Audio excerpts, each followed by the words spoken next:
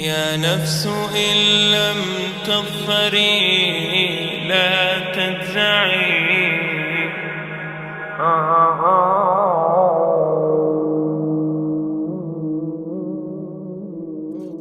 All the praise is for Allah, who is the author of all existence and the most generous to his creation, while he is also the all-compelling.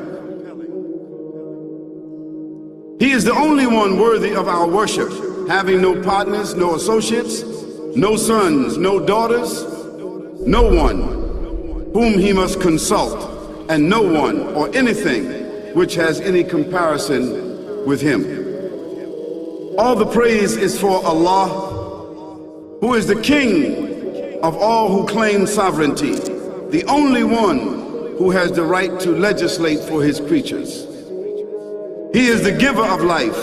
He is the causer of death, while death has no effect upon him, because he is the ever-living, the self-subsisting, the eternal and the only absolute. All the praise is for Allah, who has power over all things, and there is in reality no power and no strength, no influence to cause benefit or detriment except through him. It is he who created this complex world, the seen and the unseen, the evident and the speculative, the earth and all that is on it and everything that is in it. It is he who sent his messengers and prophets, alayhimus salam, with the common message of strict monotheism, which simply means that there's absolutely no one worthy of worship, no one worthy of our obedience except the Almighty, the One, the Absolute, and who has no partners. The earlier messages which changed the world in the area in which the prophets were sent, those messages we know have changed, and even the prophets who brought them, their names are now lost. We just know in general because Allah told us in the Quran, وَلَقَدْ بَعَثْنَا فِي كُلِّ أُمَّةٍ رَسُولًا أَنْ يَعْبُدُوا اللَّهَ وَاجْتَنِبُوا الطَّاغُوتَ. I've sent to every nation a messenger, calling people to worship Allah alone and to avoid the worship of false gods. This essential message has been preserved in Islam in a way that it was never preserved before. Not because the message was different, because it was the same message, but because of the fact that there would be no other prophets who would come after Muhammad sallallahu alaihi wasallam. So therefore that message now had to be protected. It had to be preserved in a way none of the earlier messages were preserved.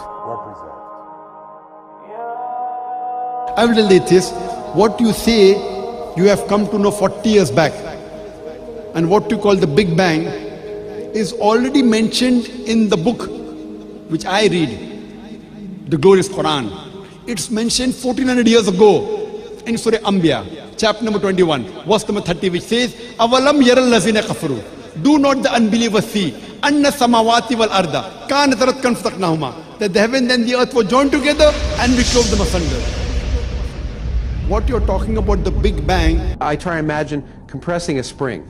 I push it closer and closer and closer together, so it's smaller and smaller and smaller. And I've stored a tremendous amount of energy in that spring. And when I let it go, it bursts out, it bursts out, it bursts out. The creation of the universe, which you came to know 40 years back, is already mentioned in this book, the glorious Quran, 1400 years ago. Who could have mentioned that in the Quran? So the atheists will say, maybe someone wrote, maybe it's a fluke, maybe it's a guesswork. A human being, regardless of who they are, or where they are, or what they do, will have this curiosity. They'll want to know, why am I here? How did I get here? And do I have a purpose? And if so, what is it? The only one who would really be able to answer that question would be the Creator himself. If there is a Creator, it would be up to Him to tell us why we were created and what He expects from us and what this life is really about. Allah has shown the people from the time of Adam until right now, has shown the people what He wants from them. And it's a very simple thing, and that is that worship be for Him alone without any partners. In fact, we know this life to be a test from Almighty God. That's why we're born, and that's why we die. Because there has to be a beginning and an end for us to be tested on.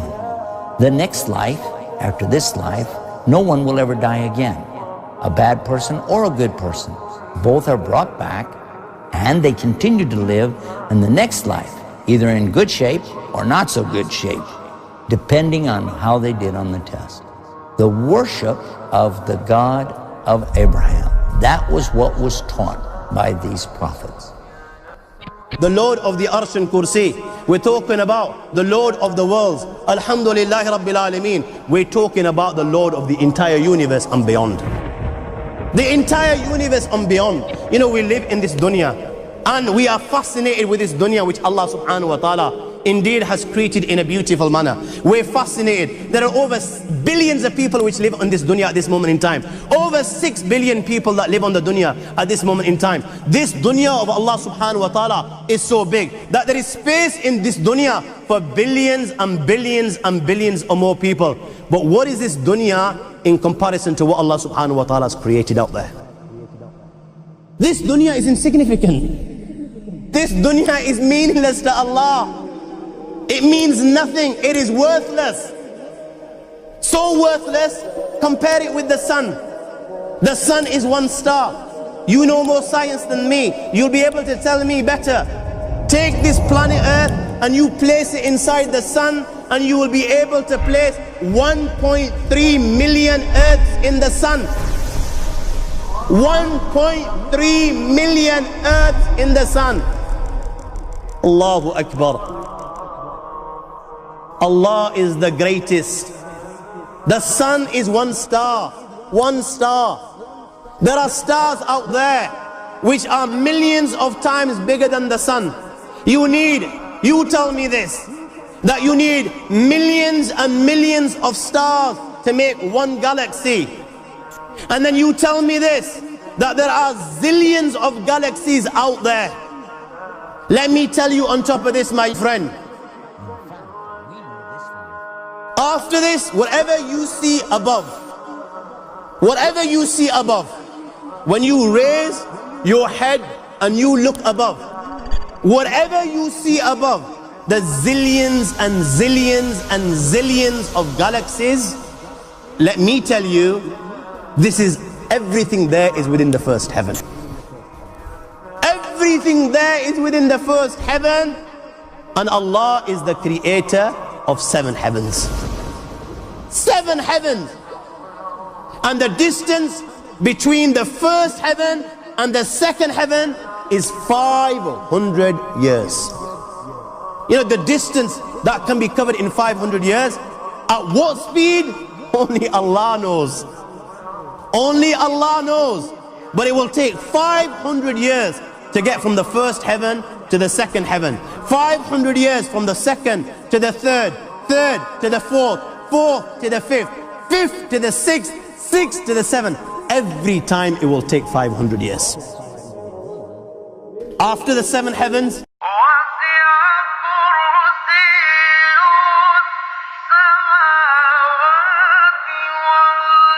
وَسِعَ كُرْسِيُّهُ السَّمَاوَاتِ وَالْأَرْضِ. You all read the Ayatul Kursi. You all know the Ayatul Kursi. After this, you have the Kursi of Allah. You have the chair of Allah subhanahu wa ta'ala. You know these 7 heavens that we've just talked about. In comparison to the Kursi of Allah, they're non-existent. They're meaningless.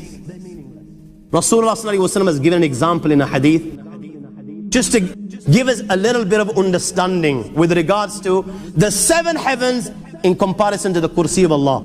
Take a ring from your finger, take it off, the small ring that you have, and place it, let's say, in a desert, the Sahara Desert. It's the biggest desert in the world. You know that ring that we take off from our fingers and place it in the Sahara Desert? What comparison is in between the ring and the Sahara Desert? Nothing. Nothing. The 7 heavens is the ring, and the Kursi of Allah is the Sahara Desert. After the Kursi of Allah, you have the Arsh of Allah. وَكَانَ أَرْشُهُ عَلَى الْمَاءِ. You have the Arsh of Allah. Again, Rasulullah has explained, so just so that we can understand. Take the ring, place it in the desert. This time, the ring is the Kursi and the Arsh is the desert. What is the Kursi in comparison to the Arsh of Allah? Nothing.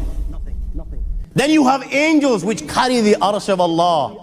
Their heads are in the 7th heaven and their feet are in the lowest earth. My friends, then you have the Lord of the Arsh and Kursi. لا تدركه الأبصار وهو يدرك الأبصار وهو اللطيف الخبير. He is beyond the size of Allah, who Allah is, what Allah is. The greatness of Allah is beyond the comprehension of my little mind. This is the being that you and I are messing with.